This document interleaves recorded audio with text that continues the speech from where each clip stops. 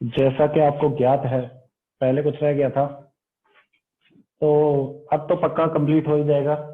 3-4 reaction है और paper का भी बहुत सारा पोर्शन, क्या पेपर पूरा ही डिस्कस कर लेंगे, जो जो ऑर्गेनिक का अब तक हम लोगों ने पढ़ा हुआ है। ठीक है, करें स्टार्ट। तो मैं पहले काम कहता हूँ, वो जो 3 रिएक्शन मैंने पढ़ाई थी ना, हाइड्रोलिसिस ऑफ एस्टर की 3 पढ़ा दी है ना, उनको मैं एक बार बोल के रिवाइज करवा दे रहा हूँ। सब लोग इधर देखें मेरी तरफ। एक रिएक्शन जो पढ़ाई थी, मतलब ये तो सबको पता लग गया होगा, एक बार असाइल बॉन्ड टूटता है, एक बार अल्काइल बॉन्ड टूटता है, एक एसिडिक मीडियम है, एक बेसिक मीडियम है, एक SN1 है, एक SN2 है। इस तरीके से क्लासिफिकेशन कर रखा है 8 रिएक्शन का। अब जब इधर CR3 होता था, जो केस 1 मैंने पढ़ाया है, C double bond OR, case 1 देखो, ठीक। तो उसके केस में मैंने बताया है, AAC1 जो बताया होगा, उसके केस में ये बताया है कि भाई वहां पे H+ प्रोटोनेट होता है और फाइनली जो प्लस बनता है उस पर C डबल बॉन्ड वाले पर प्लस बन रहा होगा, उस पर OH आ जाता है। याद है ना सबको, CMe3 C double bond OR वाला केस।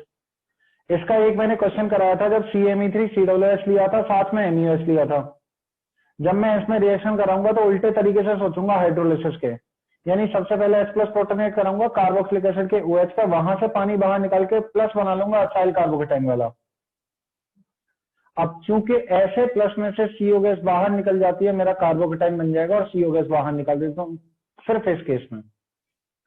और वो जो अल्कोहल है वो अटैक करके एस्टर ना बनाता है, वो बना लेता है मेरा ईथर। ठीक, बाकी सारे केसेस में एस्टर बन जाएगा। जो नेक्स्ट वाली रिएक्शन थी वो तो बहुत कॉमन रिएक्शन थी, मैंने कहा था सारी जगह हम लोग यही कराते हैं, वो हम पढ़ चुके हैं, उसको मैं रिवाइज भी नहीं करा रहा क्योंकि मैंने लिख के 2-3 बार बता दिया। फिर नेक्स्ट रिएक्शन थी AAL1, alkyl oxygen bond cleavage. वो तभी होती है जब इधर ऑक्सीजन से कनेक्टेड बहुत ही हाईली स्टेबल कार्बोकेटाइन जुड़े हुए हों 3 डिग्री ऑफ से ऊपर, यानी 3 degree, 1 dancing resonance, 2 dancing resonance, 3 dancing resonance, या फिर 7 मेंबर रिंग में कटाइन वाला। कैसे कराते थे मैं बताता हूं आपको, कैसे कराते थे। बोर्ड की तरफ देखो, वो रिएक्शन मैंने कैसे पढ़ाई थी। जो AAL1 पढ़ाई थी उसमें H+ पहले यहां पर प्रोटोनेट करवाया होगा, OH के नीचे प्लस बनाया होगा, और फिर इसके लोन पेयर इसको दिए होंगे, ऑक्सीजन पर प्लस चार्ज लेके आए होंगे। अब चूंकि यहां पे CR3 था तो CR3 बाहर निकल गया होगा, ये हो रहा है यहाँ पे अल्काइल ऑक्सीजन बॉन्ड क्लीवेज, और ये खुद से अगर बाहर निकल रहा है तो मैं कहूंगा ये SN1 टाइप रिएक्शन है, क्योंकि वहां पर खुद से बाहर निकलता है, कार्बोकेटाइन का फॉर्मेशन होता है और कार्बोकेटाइन पे आ रहा होगा OH। यही कराया मैंने AAL1 में। हाँ भाई बताइए सब लोग, यही कराया ना मैंने। अब मैं पढ़ाने वाला हूं तुम लोगों को, ध्यान दीजिए, 4th रिएक्शन AAL2। तो 1 और 2 में सिर्फ एक चीज का तो अंतर है कि ये SN2 टाइप की होगी और वो मेरी SN1 टाइप की थी। अगर ये SN2 टाइप की होगी तो देखो ये वाला स्टेप सही है, ये वाला स्टेप सही है, यहां तक सारे स्टेप AAL1 वाले हैं। अगर यहां पे मुझे मोस्ट स्टेबल कार्बोटाइन मिल जाता है 3 डिग्री से ऊपर वाला, तो मैं AAL1 में लेके चला जाऊंगा, उसको कार्बोटाइन बना लूंगा इसको बाहर निकाल के। नहीं मिलता है तो ये पानी एज ए न्यूक्लियोफाइल अटैक करता है R पे और इसको लीव करा देता है, जिसको बोलता हूं मैं SN2 रिएक्शन। ये लीविंग ग्रुप इसके बैक साइड से R पे अटैक हो रहा है, अल्काइल ऑक्सीजन बॉन्ड क्लीव हो रहा है, कार्बोक्सिलिक एसिड ग्रुप बाहर निकल रहा है, यहां बन जाएगा ROH2 प्लस H+ बाहर निकाल के बना लूंगा ROH। तो क्या हो रहा है, अल्काइल ऑक्सीजन बॉन्ड क्लीव हो रहा है, असाइल बॉन्ड क्लीव नहीं हो रहा है। किससे, इंटरमीडिएट बना बिना बने पीछे से अटैक हो रहा है, इसलिए मैं इसको बोल रहा हूं SN2 टाइप रिएक्शन। इसमें हम लोग मेंशन करेंगे इट नेवर हैपन्स, ये कभी नहीं होती है, यानी कि कभी भी कोई भी रिएक्शन AL2 से नहीं जाएगी।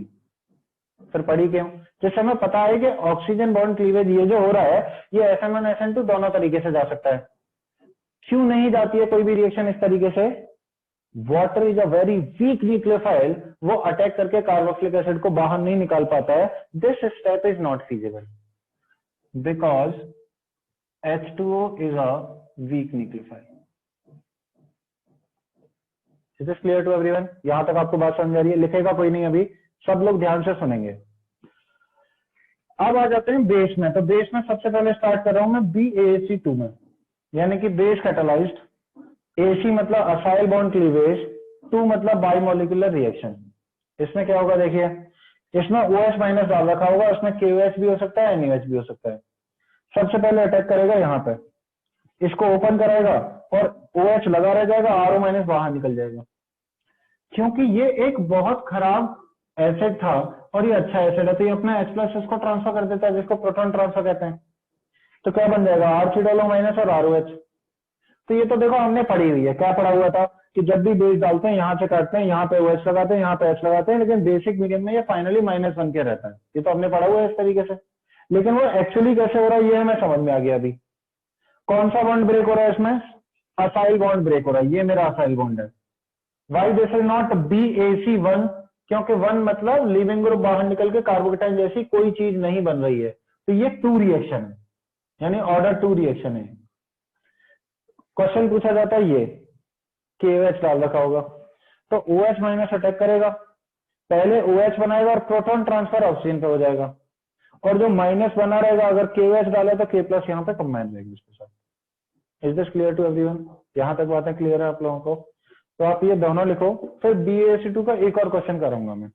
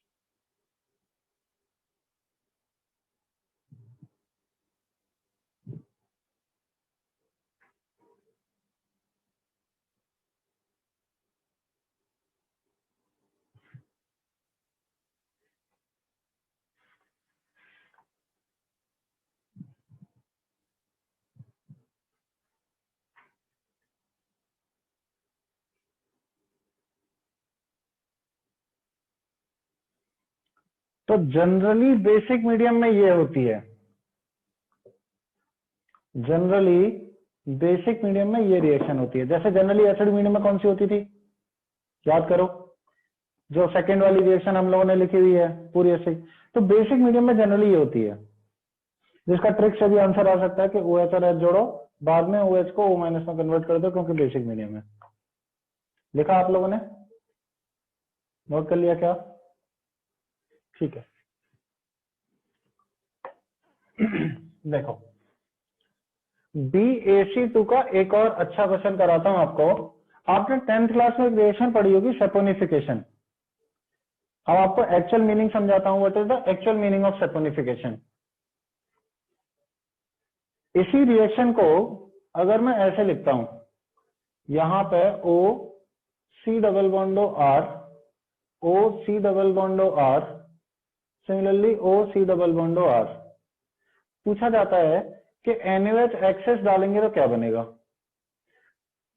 तो मुझे यहां पर समझ में आ रहा है, जनरली बेसिक मीडियम में मैं ये वाली रिएक्शन कराऊंगा, BaC2, हर एक में OH माइनस अटैक करेगा, O माइनस बनेगा, और तीनों से H प्लस ट्रांसफर होके क्या मैं बोल सकता हूं, यहां पे ऐसा मॉलिक्यूल बन जाएगा जिसको क्या बोलते हैं, ग्लिसरॉल। ग्लाइकॉल में 2 OH होते हैं, ग्लिसरॉल में 3 OH होते हैं, प्लस साथ में बोल सकता हूं R C double bond O minus के 3 मोल। इफ, तो यहां पर समझने वाली बात यह है कि if R is unbranched chain containing C12 to C16, यानी कार्बन 12 से 16 कंटेन करता हो, then reactant is oil, product is soap, and reaction is known as saponification. Reaction is known as saponification. इसी बेसिक मीडियम की reaction को saponification तब कहा जाता है, यानी जैसे तो मैं बताता हूं कि यहां पे आप कंसीडर कर लो 13 एटम या 14 एटम, तो 14 कार्बन की चेन, 14 कार्बन की चेन, ऐसे करके यहाँ बड़े बड़े क्या मिल जाएगा, लॉन्ग चेन फैटी एसिड मिल जाएंगे ना आपको, जो सोडियम या पोटेशियम के साथ कंबाइन होंगे। Long chain fatty acid of sodium और potassium is known as soap. तो ये जो यहां पे मिलता है, दिस इज सोप। तो एस्टर के लॉन्ग चेन में बेसिक मीडियम में जो रिएक्शन होती है जिससे सोप मिलता है, this is known as saponification. समझ में आया आप लोगों को अच्छे तरीके से? सैपोनिफिकेशन पर्टिकुलरली कौन सी रिएक्शन है, इसको नोट करो।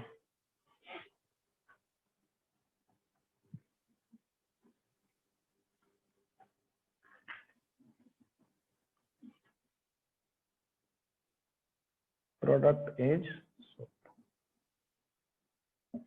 अच्छा एक सेकंड इधर देखो, एक सेकंड इधर देख लो, मैं पूरा एक बार बता दे रहा हूं। जैसे BaC2 है वैसे BaC1 होती होगी। BaC1 क्या होती होगी कि ये जो एस्टर का असाइल बॉन्ड है, ये लीविंग ग्रुप की तरह बाहर निकलना चाहिए। तो मान लो मैंने इसमें NaOH डाल रखा है, ठीक। अब समझ आ रहा मेरी बात ध्यान से। जब अगर एसिडिक मीडियम होगा तो H प्लस वगैरह प्रोटोनेट करके अल्कोहल बाहर निकल सकता था लीविंग ग्रुप की तरह, या ये प्रोटोनेट होकर ऑक्सीजन लोन पेयर देके Cr3 बाहर निकल सकता था, जो हमने पहले किया सब काम। एसिडिक मीडियम तो है नहीं, बेसिक मीडियम है, तो ये खुद से ही बाहर निकल जाता है। और यही वाला बॉन्ड तोड़ना है, क्योंकि रिएक्शन का नाम ही है असाइल बॉन्ड क्लीवेज। तो ये खुद से बाहर निकलेगा, बनेगा ये प्लस R माइनस, फिर कहते हैं कि इस पर OH माइनस आ जाएगा। बताओ ऐसा कभी गंदा काम कराते हैं हम लोग कि ऐसा को बीच में से ऐसे ही तोड़ दो प्लस माइनस से? तो दिस नेवर हैपेंस। आ रही है मेरी बात समझ में आपको कि ये हो ही नहीं सकती है, BaC1 जैसी चीज एग्जिस्ट ही नहीं कर सकती है बेसिक मीडियम में। तो ये होती है BaC2, BaC1 होती नहीं है, नोट कर लो।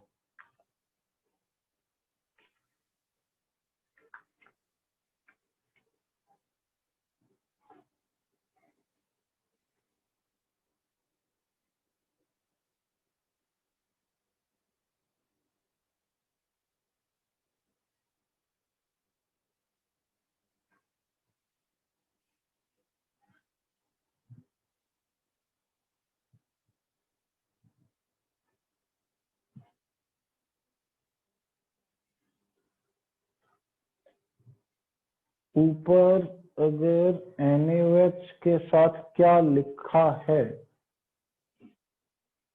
एक्सेस, NaOH एक्सेस में डालते हैं सैपोनिफिकेशन में।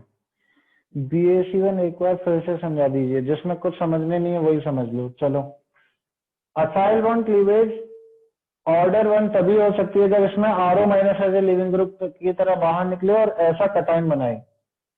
इस तरीके से कोई भी एस्टर ब्रेक नहीं होता खुद से, ये कभी भी खुद से ऐसा करके लीव करके बाहर नहीं निकलता है, इसलिए ये कभी नहीं होती है। ठीक है, तो ऐसे करके माइनस और प्लस में टूट के नहीं एग्जिस्ट करता है।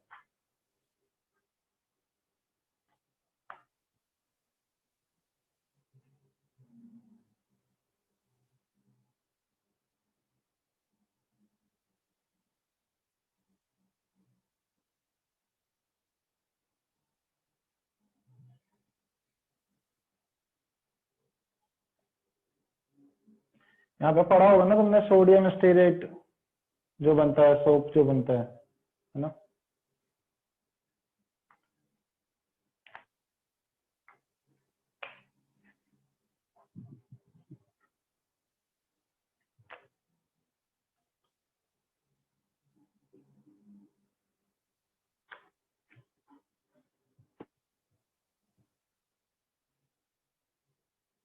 अब दो और बची हैं, बेस की दो हो गई, AC2 और AC1 हो गई, Al1 और Al2 बची हैं।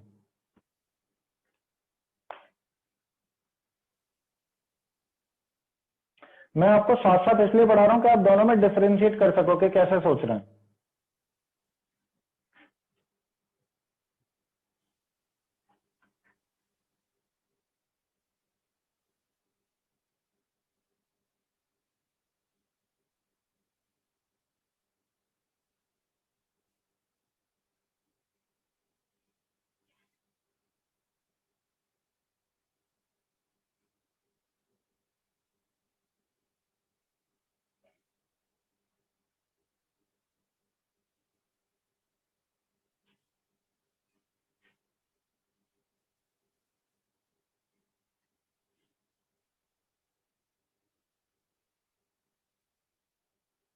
नोट किया?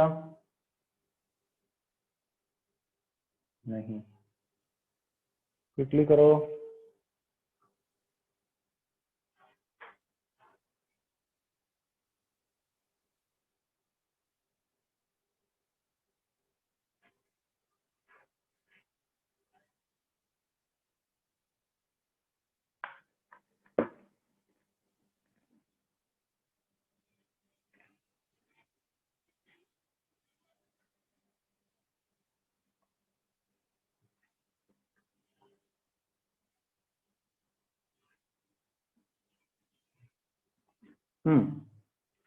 देखिए जरा, आगे है BAL1 और BAL2।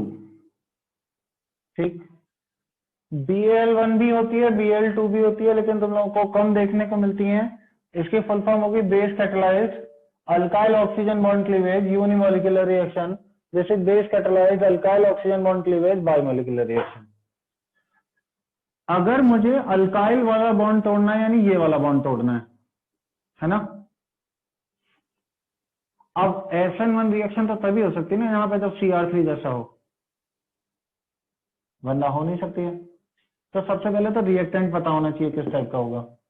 और इस केस में अगर मुझे SN2 रिएक्शन करानी है, उसके लिए मैं सिंपली चूज करूंगा कि यहाँ पे 1 डिग्री टाइप का हो, जिससे आराम से अटैक हो जाए यहाँ पे। ठीक, अब इसमें डाल रखा होता है OH minus in presence of water. Hydrolysis में पानी तो हो गया होगा, ऐसे कि हाइड्रोलिसिस करा रहे हैं। तो यहाँ पे क्या होता है कि क्योंकि ये RCOO minus as a leaving group की तरह काम कर सकता है। RCOO माइनस तो स्टेबल होता है ना। लीविंग ग्रुप एबिलिटी कैसे डिसाइड करते हैं? Stronger the acid conjugate base good leaving group. Carboxylic acid stronger acid है तो उसका कॉन्जुगेट एसिड कॉन्जुगेट बेस अच्छा लीविंग ग्रुप हो सकता है और बनेगा CR3 प्लस।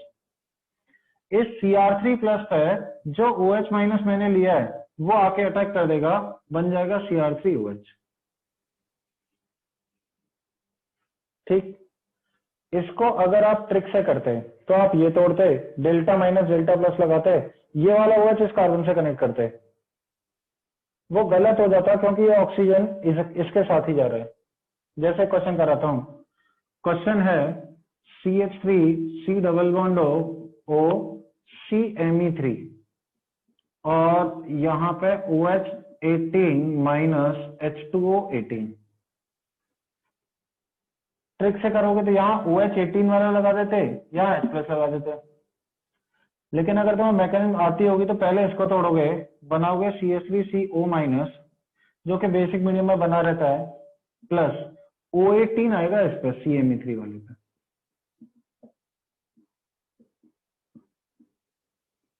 आ रही है मेरी बात समझ में आप लोगों को? इसकी मैकेनिज्म कैसे लिखेंगे, तो यहाँ पे OH माइनस पानी में जो डाल रखा होगा, ये बैक साइड से अटैक करता है इस पे और इसको ओपन करता है और बना लेता है RC double bond O minus plus R dash OH directly, क्योंकि SN2 टाइप है और अल्काइल बॉन्ड क्लीव हो रहा है। तो आई होप अब तक 8वां मैकेनिज्म सुनने के बाद आप लोगों को थोड़ा बहुत पता लग गया होगा कब कौन सी करानी है। वैसे मैं यकीन मानो 3 ही रिएक्शन इंपॉर्टेंट है, और मतलब इन सबका एक एक एक सार बता देता हूं आपको। एक सार ये है कि जब इधर Cr3 है तो इस पे कटाइन बना के जाना है, और जब इधर Cr3 होता है तो मतलब अगर एसिडिक मीडियम है तो यहाँ पे कटाइन बनाना होता है। ये देखा था मैंने रिएक्शन नंबर 1 में, याद करो। अगर इधर Cr3 है, इधर स्टेबल चीजें हैं तो यहाँ कटाइन बनाना है, इधर है तो इधर कटाइन बनाना है। बाकी तो जनरलाइज चीजें हैं सारी, क्योंकि या तो होती नहीं है या फिर हमारी ट्रिक काम कर रही है। तो चिंता कब करनी है, जब इधर Cr3 और इधर Cr3 जैसा मिले, जब इधर बड़ा ग्रुप और इधर बड़ा ग्रुप मिले। Are you getting this point? अब मैं आपके सामने प्रस्तुत करने वाला हूं जेईई एडवांस 2020 का सबसे टफेस्ट क्वेश्चन, क्योंकि उसके अलावा मैं बाकी अभी क्लास में कराऊंगा सारे बहुत सिंपल थे, सिर्फ हाइड्रोलिसिस ऑफ एस्टर वाला सबसे डिफिकल्ट क्वेश्चन था। उसको करते हैं, पहले ये नोट करो।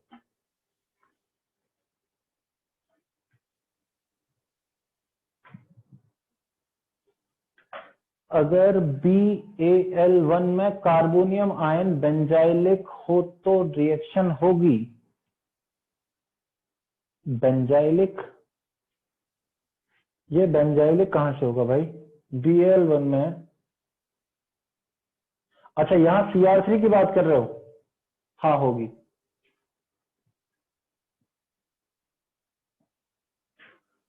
कार्बोनियम आयन बोलते हैं लेकिन मेरे को कार्बोकेटाइन अच्छा लगता है। कार्बोनियम आयन मत मेरे सामने मत बोला करो, कार्बोकेटाइन। 2 साल हो गए तुमको पढ़ाते पढ़ाते, बोलना नहीं सीखे तुम लोग।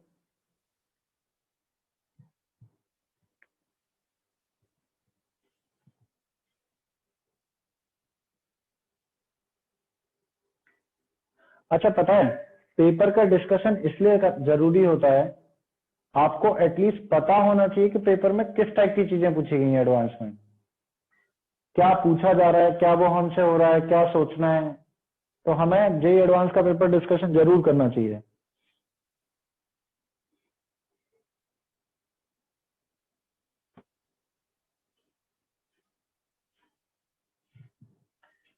तो सबसे डिफिकल्ट क्वेश्चन मैं यही है, उसके बाद बाकी सब सरल हैं, आप लोग खुद से बना लेते हो। ये भी बहुत सारे बच्चों ने सही किया था।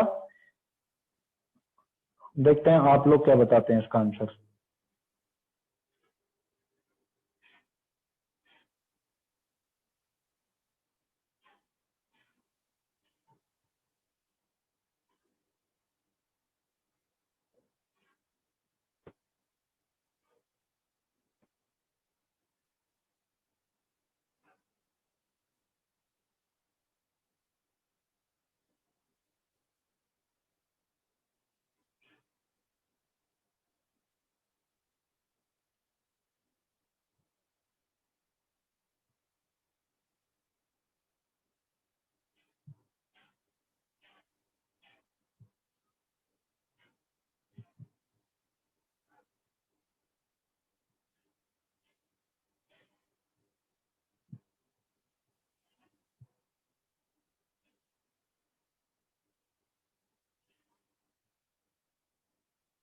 जल्दी नोट करो।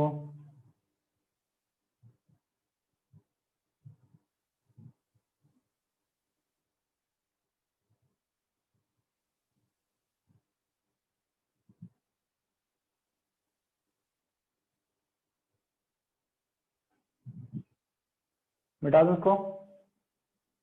नहीं,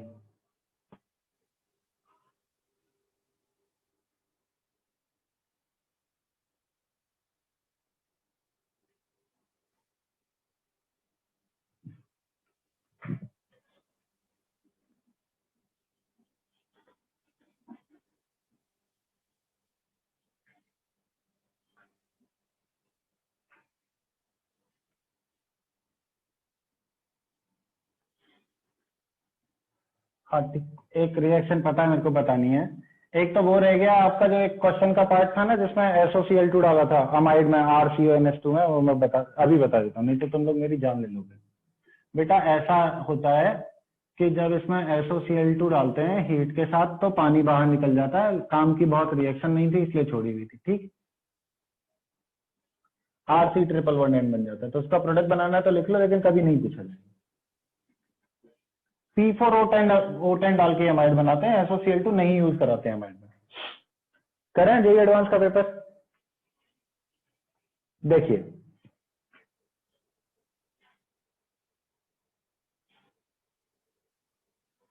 क्वेश्चन ये है, in the following reaction compound Q is obtained from compound P। Compound P मुझे बना के दे रखा है कॉन्सेंट्रेटेड H2SO4, ये Q है। Compound Q is obtained from the compound P via an ionic intermediate, यानी एक आयन वाला इंटरमीडिएट बन रहा है। Then what is the degree of unsaturation of compound Q। ये इंटीजर टाइप का क्वेश्चन था जो DU बताना है Q का। तो समझ में आ रहा है, एस्टर है, H2SO4 हाइड्रोलिसिस ऑफ एस्टर का क्वेश्चन है, ठीक। I want the answer from your side. करिए पहले।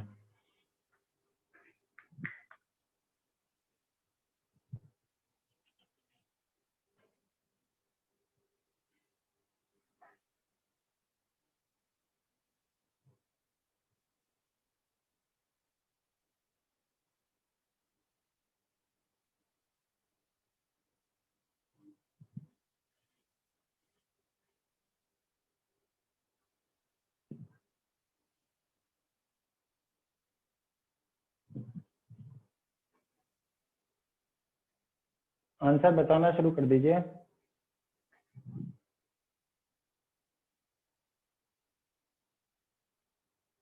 हाँ बैकमैन पढ़ा दूंगा, है टाइम, पढ़ा दूंगा।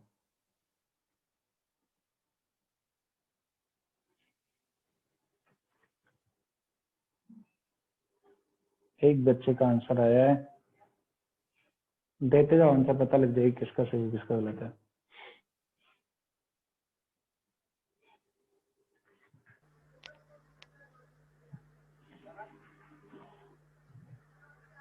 बेटा जिसके वीडियो ऑफ है ऑन कर लीजिए।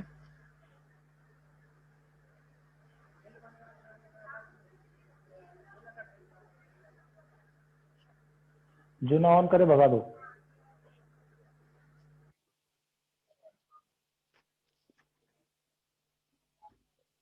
बहुत सारे गलत आंसर बताते हुए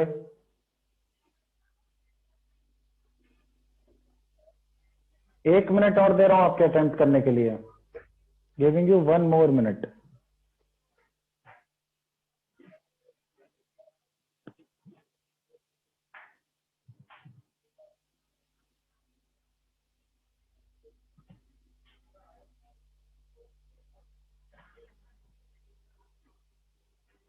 बेटा वीडियो ऑन करिए आप लोग, जिसके ऑफ है क्लास से बाहर कर रहा फिर मैं।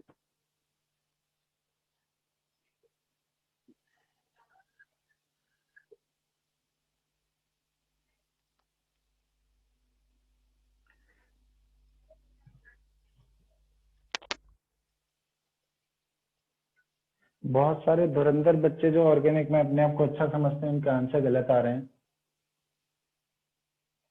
हेलो नहीं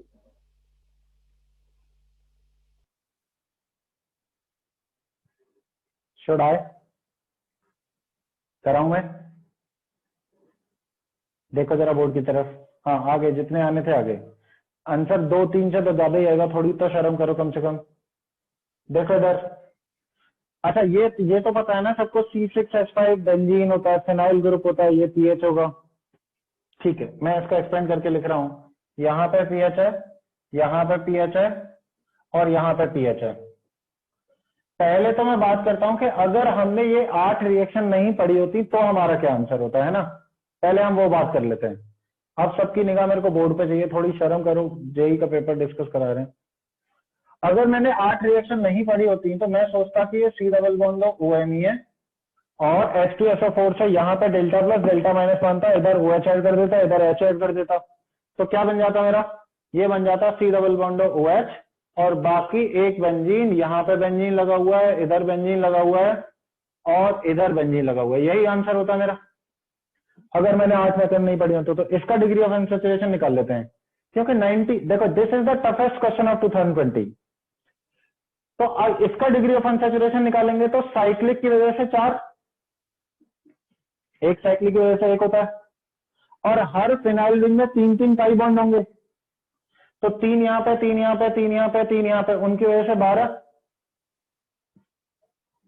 है ना। या फिर ऐसे कह लो, हर एक बेंजीन का डिग्री ऑफ अनसैचुरेशन 4 होता है, 3 पाई बॉन्ड और एक ये, तो 4 यहाँ पे, 4 यहाँ पे, 4 यहाँ पे, 4 यहाँ पे, 16, तो ये हो गया। एक पाई बॉन्ड यहाँ पे प्रेजेंट है, एक यहाँ पे हो गया। बहुत सारे बच्चे 17 आंसर करके आए। कितने बच्चों ने 17 निकाला है?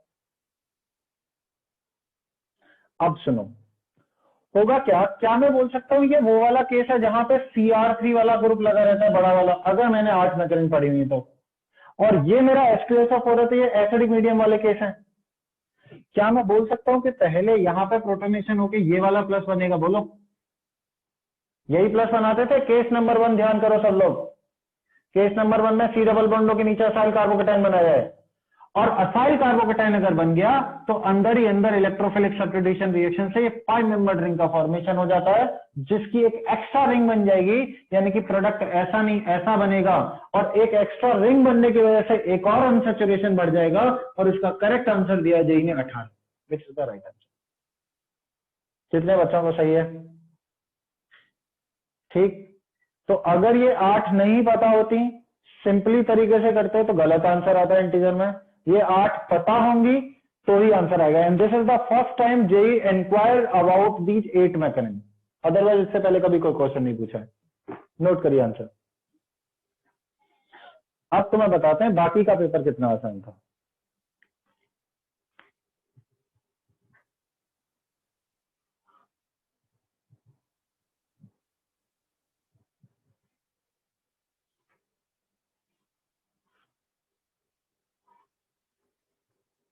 DU क्या होता है? Delhi university. Like degree of unsaturation, double bond equivalent.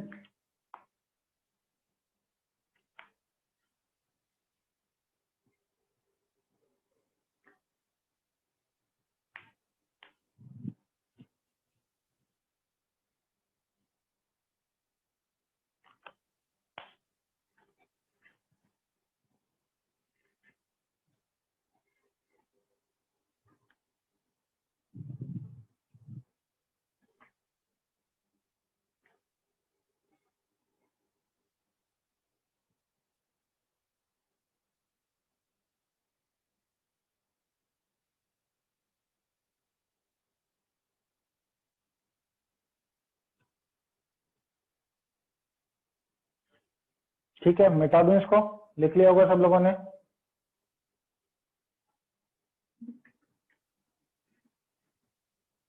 तो कौन सी रिएक्शन है ये? AAC1, acid catalysed acyl bond cleavage unimolecular hydrolysis reaction.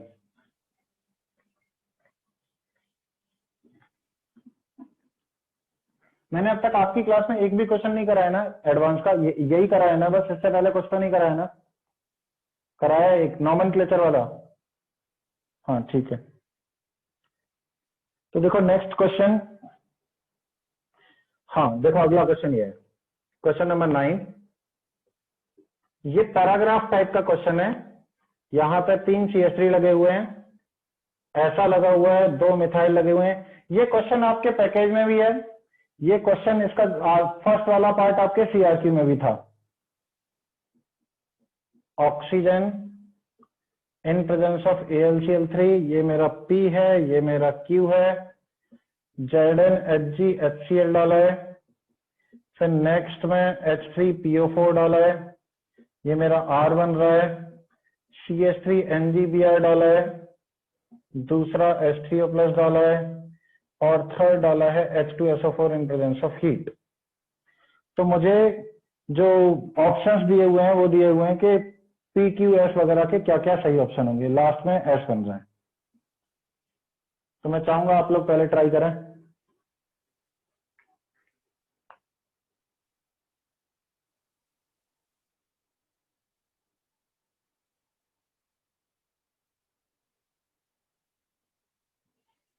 Last वाले क्वेश्चन में देखो जेई ने ये भी लिख के दिया था, आयनिक इंटरमीडिएट।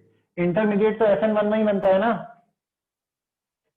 ना, आयनिक इंटरमीडिएट लिख के दिया तो SN2 नहीं सोच सकते थे आप वहां पे, इंटरमीडिएट तो SN1 में ही बनता है, तो वो प्लस बनाना तो नेसेसरी स्टेप था। इसमें तो सारे डिवीजन सारे जाने पहचाने लग रहे हैं, सबको डील कर चुके हैं उनके साथ। करिए आंसर।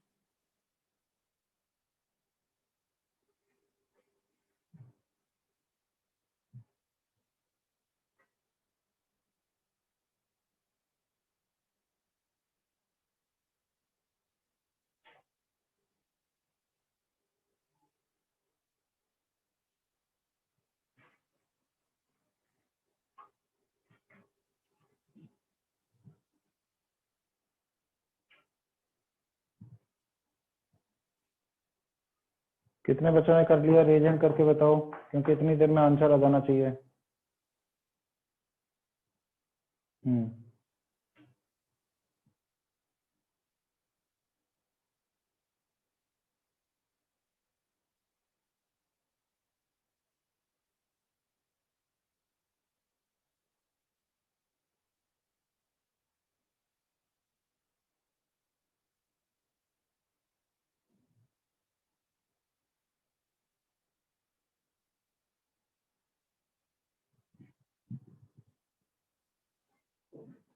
कराऊं मैं अब इसको?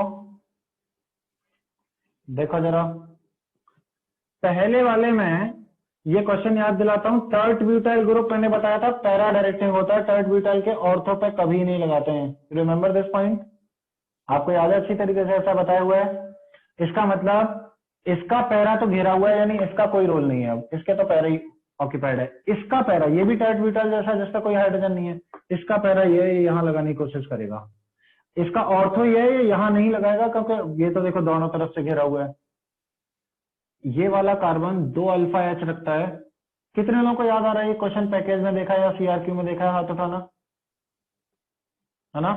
तो अगर इसके पास 2 अल्फा हाइड्रोजन है तो मैं कहूंगा 2 हाइपर कॉन्जुगेशन की वजह से ऑर्थो पैरा डायरेक्टिंग होगा।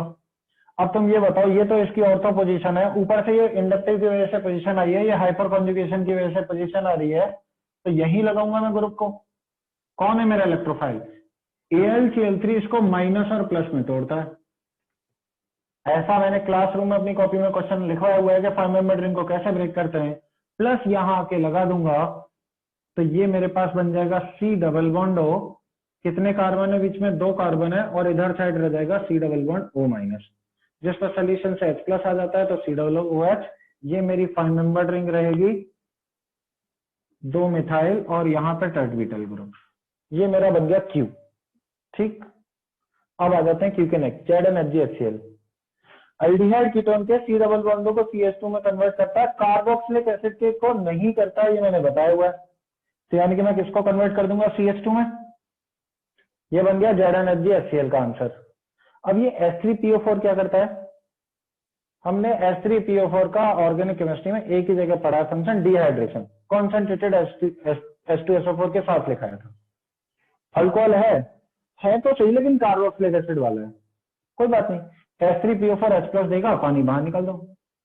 अब ये वाला कार्बोकेटाइन तो स्टेबल भी असाइल, तो असाइल कार्बोकेटाइन कहां रिएक्शन करेगा, जिससे बेंजीन पे स्टेबल रिंग बन जाए, वो यहां बन सकती है, इधर और इधर तो दोनों जगह बंद है। तो मैं बोलूंगा कि यहां पे मेरा 5 member ring, 2 methyl tert butyl, और इधर मेरा 6 मेंबर रिंग का फॉर्मेशन, जिसके यहां पे कीटोन है। मान लो ये किसी के दिमाग में नहीं भी आ रहा हो, CH3 MgBr H3O+ ग्रिग्नार्ड से रिएक्शन करानी है, तो एसिड बेस रिएक्शन तो नहीं पूछेगा। दूसरी चीज, ग्रिग्नार्ड जनरली एल्डिहाइड कीटोन में अटैक करता है तो अल्कोहल बनाता है, जिसके बाद डिहाइड्रेटिंग एजेंट डाला हुआ है, इसका मतलब इससे पहले एल्डिहाइड कीटोन होगा। एल्डिहाइड कीटोन बनाने का एकमात्र तरीका ये है। वैसे ऐसे क्वेश्चन तुम लोगों ने देखे होंगे, है तुम लोगों की पैकेज में। तो ये बन गया मेरा, तो CH3 MgBr क्या करेगा, कीटोन पे अटैक कर देगा। कीटोन पे अटैक कर देगा तो क्या बना लूंगा मैं, ये 5 मेंबर्ड रिंग, ये एजिटेज रहेगा, ये मेरा सिस्टम ऐसा होगा, यहाँ मिथाइल और यहाँ पे सेकंड स्टेप में H+ आ जाता है ग्रिग्नार्ड में। Dehydration of alcohol, plus charge बनेगा, 3 degree carbocation, alkene resonance stabiliser benzene के साथ, एक बढ़िया सा सिस्टम बन जाएगा, जो कि ऐसा। Is this clear to everyone? Note करिए।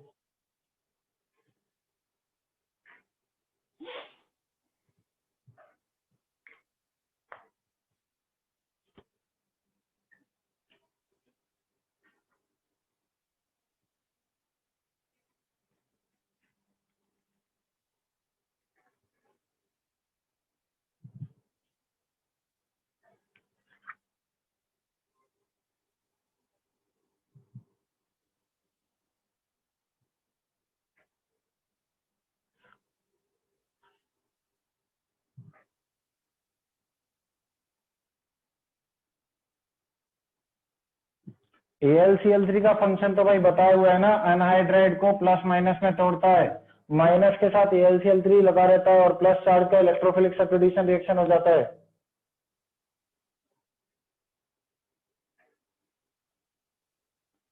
ना विश्वास हो तो अरीन्स जाके कॉपी खोलो और नोट्स में रिएक्शन देखना, यही 5 मेंबर रिंग AlCl3 के साथ पड़ा रखा है।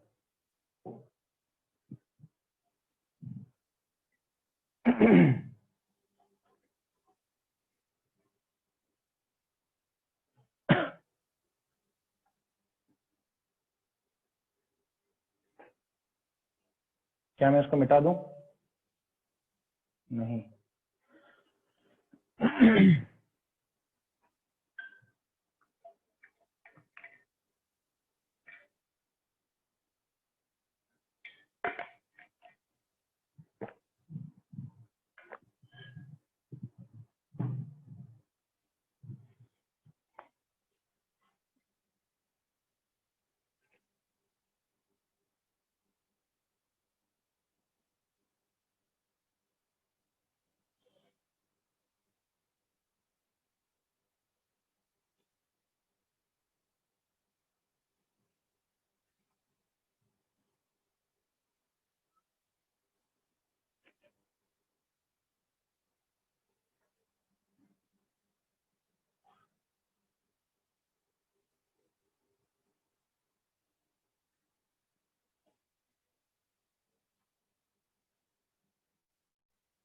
मिटाऊं इसको?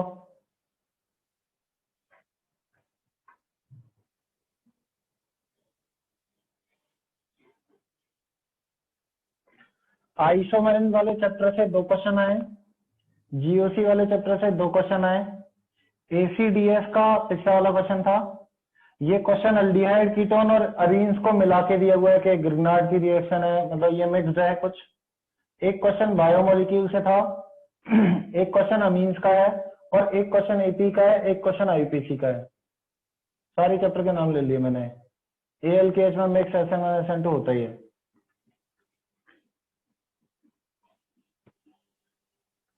देखो अगला क्वेश्चन आइसो का। क्वेश्चन ये है मुझे PQRS 4 न्यूमैन प्रोजेक्शन दे रखे हैं, ठीक।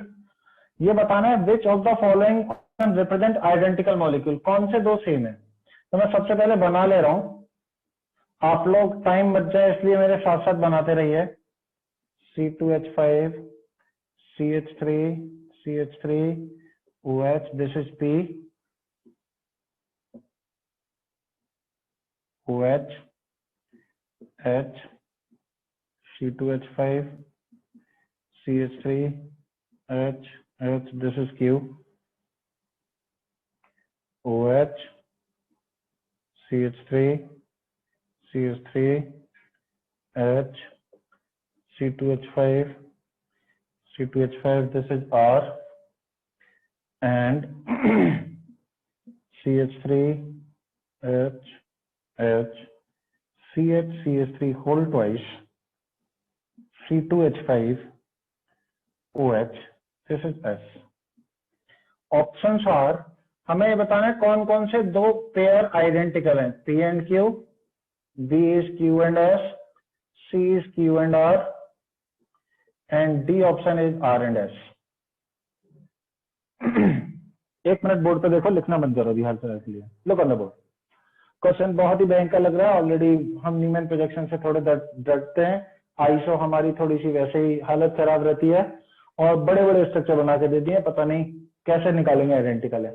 पहला और बेवकूफों वाला तरीका, इसी को देख देख के मैच करने लग जाओ कि अच्छा CH3 कहाँ है, CH3 तो CH3 जहां है वहां पे वो, मतलब ये थोड़ा समझ रहे हो ना, मतलब रायता अलग बूंदी अलग, सब बेकार हो जाएगा। अच्छा तरीका क्या है, इनके नॉर्मल स्ट्रक्चर बना लो।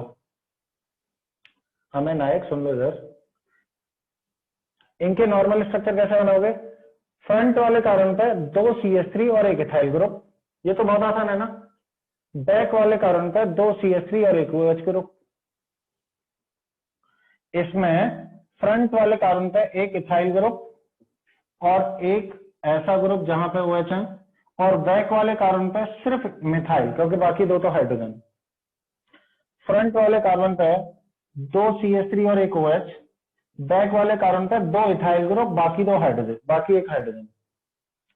फ्रंट वाले कार्बन पे एक सिर्फ CH3, बैक वाले कार्बन पे एक OH, एक इथाइल ग्रुप और एक आइसोप्रोपाइल ग्रुप।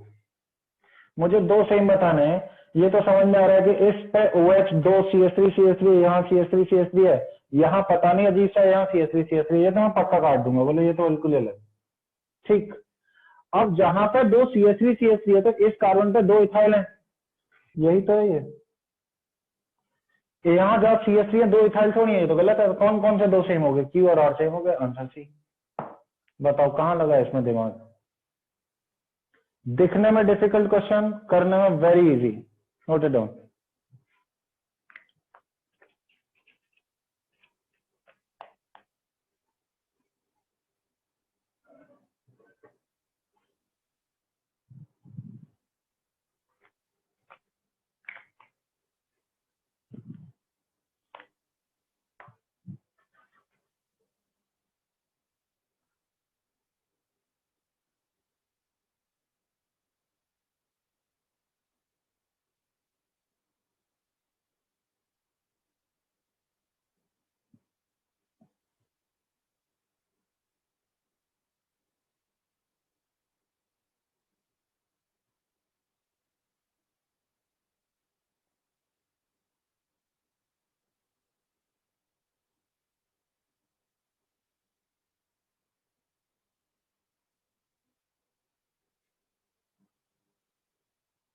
इस बार का मार्किंग स्कीम भी बता देता हूं तुमको। सिंगल ऑप्शन क्वेश्चन आए नहीं थे, जिसमें तुम लोगों को 4 ऑप्शन दिखते रहते हैं। 6 क्वेश्चन थे जिनके आंसर डेसिमल के 2 प्लेस तक सही होने चाहिए।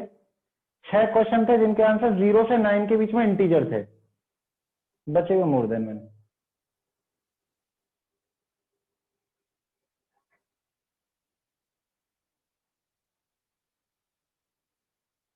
अगर न्यूमैन प्रोजेक्शन बनाते तो आ जाता, तो न्यूमैन ही तो दे रखे हैं, बनाते क्यों?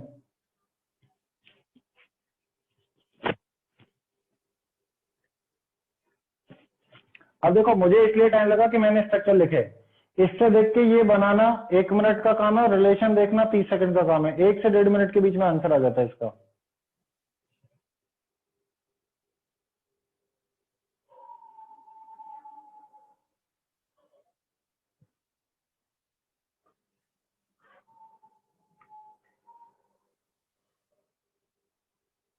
ये वाला क्वेश्चन था, ये पेपर 2 की स्कीम बताई मैंने, पेपर 1 में देखना पड़ेगा सिंगल ऑप्शन कितने थे, पेपर 2 में ऐसा था, मतलब 2 बार इंटीजर और मोर देन।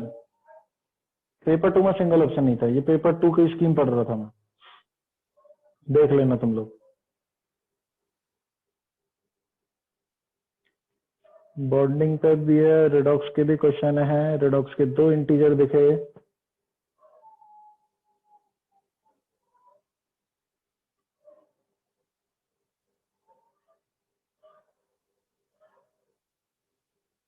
थर्मो तो डेफिनेटली आती है, आयनिक भी है।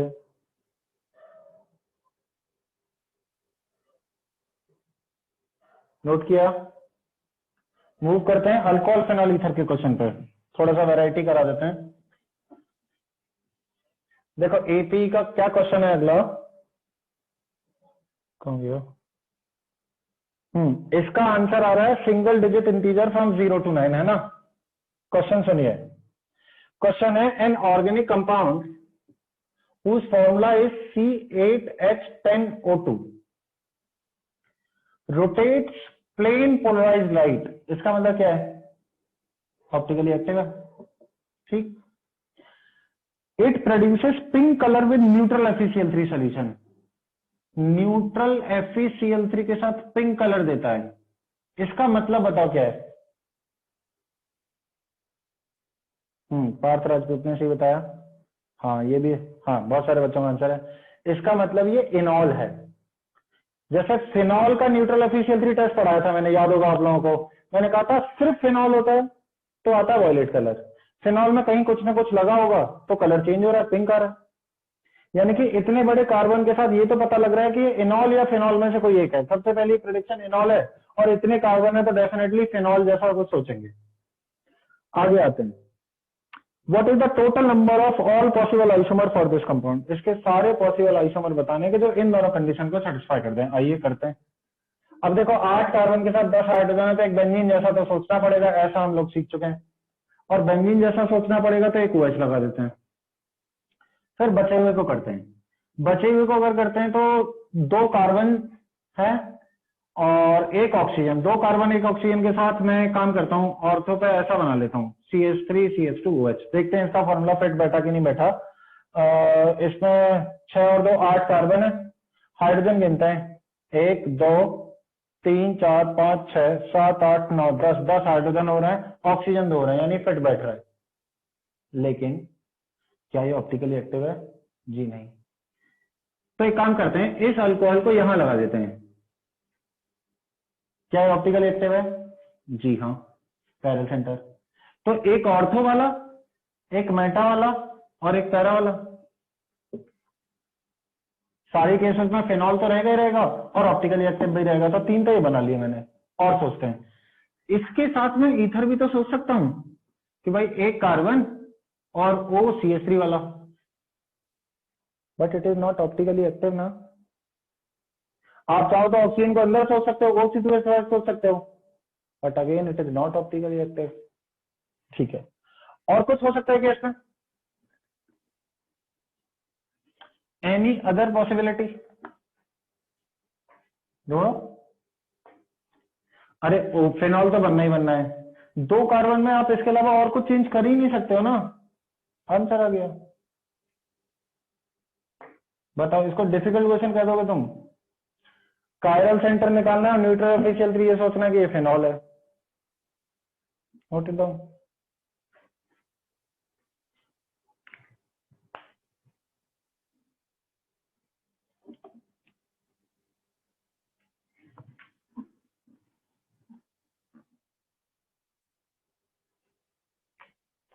ये पूछ रहे हैं यहाँ कीटो फॉर्म बना दें। अगर कीटोन बना दोगे तो हाइड्रोजन डिस्टर्ब नहीं हो जाएंगे और कीटो बना के कायरल सेंटर गायब नहीं हो जाएगा।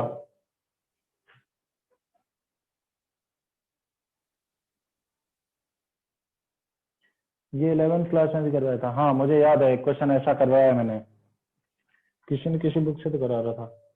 खैर देख लेना, नहीं तो सोचा जा सकता है बहुत आराम से। दोनों रिएक्शन हमें बहुत अच्छी तरीके से पता है, ऑप्टिकली एक्टिव वाला भी और न्यूट्रल 3 वाला भी।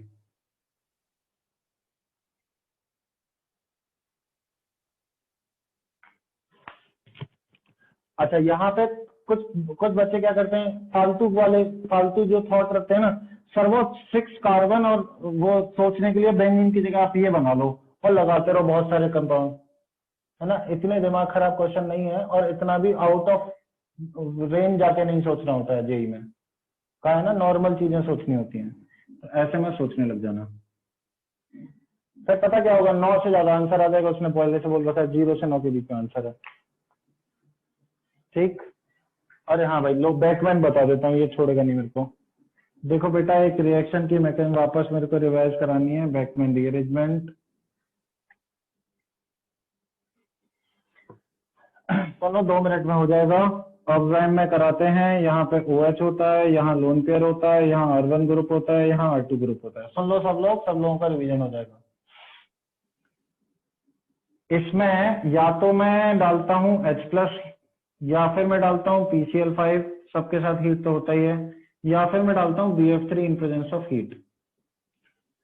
H+ अगर डाल रखा है तो H+ पहले OH का प्रोटोनेट होता है, बनाता है OH2+, ठीक। यहाँ पे R1 ग्रुप है और यहाँ पे R2 ग्रुप है। ये पानी जब बाहर निकलता है तो इस लीविंग ग्रुप के एंटी वाला ग्रुप माइग्रेट करवाओगे ऑलवेज, इसलिए R2 नहीं जाएगा, नाइट्रोजन पे हमेशा R1 जाएगा। अगर ऐसा है, अगर R2 इधर होता तो R2 जाता, है ना। तो अगर मैं उसको माइग्रेट करवाऊंगा तो नाइट्रोजन पे तो आ गया R1, यहाँ डबल बॉन्ड कार्बोकेटाइन रह जाएगा और यहाँ R2 रह जाएगा, क्योंकि R1 -1 के माइग्रेट कर रहा है, ठीक। अब कार्बोकेटाइन इस पर पानी आके अटैक कर देता है, तो पानी से क्या आ जाएगा, पानी से आता है हमेशा OH, इसकी कीटोनॉल करा लेना, नाइट्रोजन पे H बचेगा, C डबल बॉन्ड R2, ऊपर था R1, बन गया प्रोडक्ट। जो एक छोटा सा डाउट मन में रहता है कि सर H+ से तो पानी बाहर निकाल दिया, फिर PCl5 और BF3 की क्या मैकेनिज्म है। PCl5 इसको Cl में कन्वर्ट करता है OH को। आपने कुल मिला के OH2+ बना के कराई क्या है, इसको गुड लिविंग ग्रुप बना दिया है ना OH को, क्योंकि पानी एक बढ़िया लिविंग ग्रुप होता है। तो वैसे ही PCl5 इस OH को Cl में कन्वर्ट कर रहा है, खुद से R1 माइग्रेट होगा, हीट करने पर Cl- बाहर निकलेगा, बिकॉज Cl लिविंग ग्रुप है। और BF3 OH को बाहर निकालने के लिए फेमस होता है, पढ़ा हुआ है अरेंज में, R+ बनाता है, तो ये भी OH को लिविंग ग्रुप में कन्वर्ट करके बाहर निकालता है। तो BF3 डालेंगे तो OH को बाहर निकालेगा, R1 वाला माइग्रेट होगा, होना यही सब काम है। ये है बैकमैन रीअरेंजमेंट की मैकेनिज्म। लिख लो जिसको ऐसा लग रहा है कि नहीं पढ़ाई है। मेरे पास टाइम है, मैं एक और क्वेश्चन कराना चाहता हूँ एडवांस का।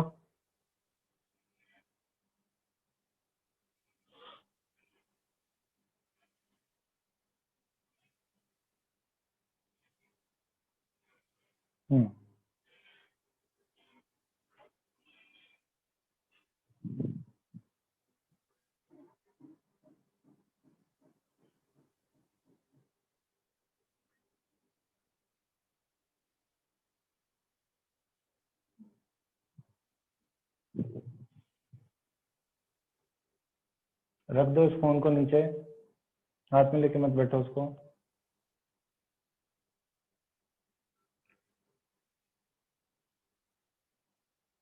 इसको मिटा दूं।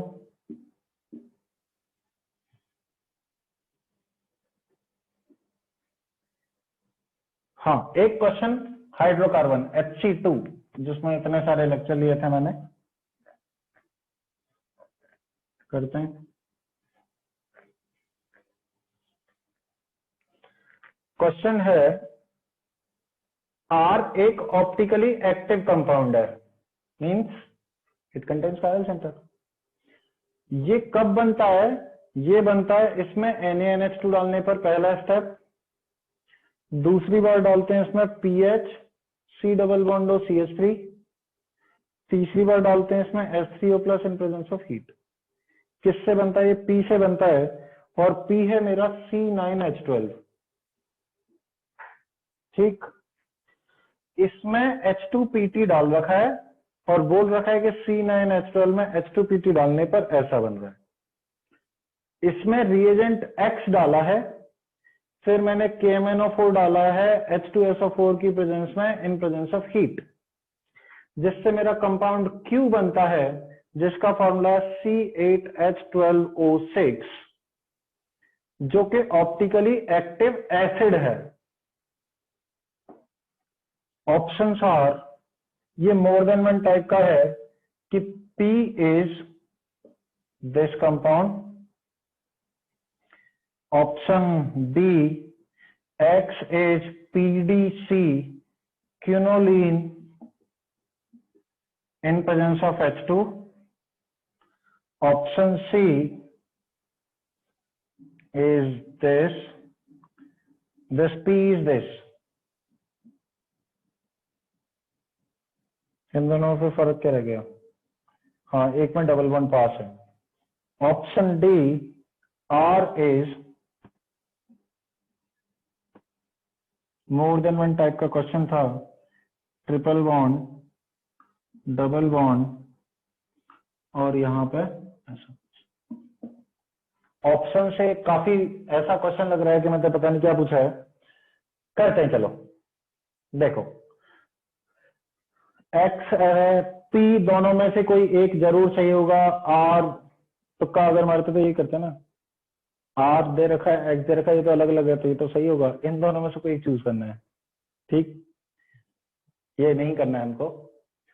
अच्छा, यहां पीएच सी डबल बॉन्ड और CH3 है और ये डी वाला ऑप्शन है ना, और मुझे R ऐसा दे रखा है, यानी कि R में जब रिएक्शन कराई होगी तब मेरे पीएच सी डबल बॉन्ड और CH3 पर रिएक्शन हुई होगी, और ये पीएच सी डबल बॉन्ड और CH3 का कुछ कुछ पार्ट मुझे यहां दिख रहा है। क्या मैं कह सकता हूं H3O प्लस यानी H प्लस हीट, ये डिहाइड्रेशन वाला स्टेप है जिसके थ्रू अल्कीन बनी होगी। क्या मैं बोल सकता हूं कि इस अल्कीन तब बनी होगी जब इससे पहले अल्कोहल होगा, अल्कोहल तभी हो सकता है जब इस पर अटैक हुआ हो, यानी इससे पहले जरूर यहां पे OH होगा, यानी कि इससे पहले जरूर यहां पे कीटोन रहा होगा और इस वाले कार्बन पे अनाइन रहा होगा। मुझे नहीं लगता, ये सोचना बहुत ज्यादा डिफिकल्ट है, क्योंकि पीएच सी डबल बॉन्ड और CH3 ये दिख रहा मुझे। NaNH2 तो ट्रिपल बॉन्ड को माइनस में कन्वर्ट करता था एसिड बेस्ड रिएक्शन करके, जिसमें बर्थ रिडक्शन नहीं होती थी। मैंने स्पेशली पॉइंट मेंशन किया था कि ट्रिपल बॉन्ड CH में माइनस बन जाता है, एसिड बेस्ड रिएक्शन होती है। इसका मतलब मेरा टर्मिनल अल्काइन होना चाहिए P, और मेरे को ऑप्शंस भी बता रहे हैं ऐसा। ये मुझे अगर दिख गया कि ये अनाइन है, तो मुझे P में साफ साफ दिख गया ना, डबल बॉन्ड एक कार्बन छोड़ के है, यानी कि ये ऑप्शन गलत है, यानी कि ये ऑप्शन सही है, बन रहा है इससे। ये सब डाला है, P पता लग गया, तो दो तो आगे, बस मुझे ये पता है ये क्या करना है। अच्छा, क्या P का रिडक्शन करा के, ओवरऑल रिडक्शन करा के ये मिलेगा? हाँ, इसका हाइड्रोजनेशन करा लो, लेकिन हाइड्रोजनेशन में X रिएजेंट मुझसे चूज करने को बोल रहे हैं, PDCH2, C मतलब कोक डाला हुआ है, सेलेक्टिव, ट्रिपल बॉन्ड को सिस में कन्वर्ट करता था बस। बाद में KMnO4 H2SO4 से एक ऑप्टिकली एक्टिव एसिड का फॉर्मेशन हो रहा है, जिसमें 6 ऑक्सीजन आए हुए हैं। कैसे आए होंगे 6 ऑक्सीजन? 6 ऑक्सीजन एसिड है, यानी 3 कार्बोक्सिलिक एसिड है ना। मैं 1 मिनट और लूंगा, यानी कि मैं बोल सकता हूं 3 कार्बोक्सिलिक एसिड होंगे। अब तुम ये सोचो, अगर मैंने P का स्ट्रक्चर ऐसा बनाया है, P यहां पे डबल बॉन्ड और यहां पे सिर्फ एक बॉन्ड बचेगा, क्योंकि ये मैंने डाला होगा H2PDC, ट्रिपल बॉन्ड को ही तो लेके जाता है वो डबल बॉन्ड में। KMnO4 H2SO4 हीट, इसी चैप्टर की रिएक्शन एसिडिक मीडियम में हीट के साथ, मैंने कहा था हीट लिख के दिया जाता है, अल्कीन को तोड़ के C+H में कन्वर्ट करता है अगर दोनों पर हाइड्रोजन हो तो। इस पर हाइड्रोजन है, इस पर हाइड्रोजन है, और यहां से अगर किसी को याद हो तो ये CO2 में उड़ जाता है और ये C+H में कन्वर्ट हो जाएगा। याद करो Hc2 terminal alkyne CH2 COOH में कन्वर्ट होती हैं। या फिर ऐसे ही देख लो, यहां हाइड्रोजन है, यहां पर हाइड्रोजन है, तो पहले क्या होगा, सिग्मा और पाई तोड़ के ये सारे CHO में कन्वर्ट होगा, ये भी CHO में कन्वर्ट होगा, इसको तोड़ के इसको CHO में कन्वर्ट करोगे और ये मेरा फॉर्मल्डिहाइड में कन्वर्ट होगा, जो कि दोनों तरफ से ऑक्सीडाइज हो जाएगा, H2CO3 में H2O plus CO2 बना देगा। सी, ये CHO will be converted into carboxylic acid, this will be converted into carboxylic acid and this will be converted into carboxylic acid. Is this acid is optically active?